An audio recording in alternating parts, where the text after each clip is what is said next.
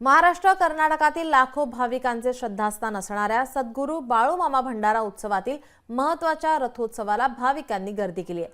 आज होणाऱ्या महाप्रसादासाठी कर्नाटक सीमा भाग आणि राज्यभरातून आलेल्या मेंढ्यांच्या दुधाच्या घागरी एकत्रितपणे बाळूमामा रथातून विधीपूर्वक आदमापूरकडे आता नेण्यात आलेल्या आहेत। याची सुरुवात कोल्हापूरच्या कागल तालुक्यातील निढोरीमध्ये भक्तिपूर्ण वातावरणात जल्लोषात या मिरवणुकीने आता सुरुवात झालेली आहे। यावेळी आता बाळूमामाच्या नावानं चांग भलचा गजर आणि भंडाऱ्याची मुक्त उधळण करण्यात आली आहे। महाराष्ट्र कर्नाटकातील 19 बग्गीतून आणलेल्या घागरी निढोरीच्या हनुमान मंदिरात जमा केल्या होत्या।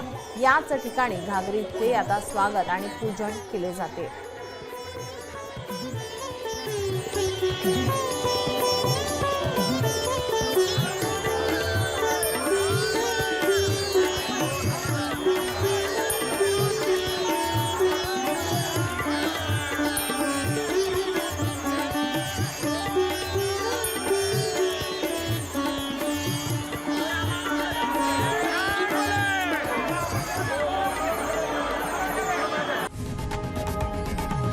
लोकशाही मराठी ऐका, पहा, जागरूक रहा।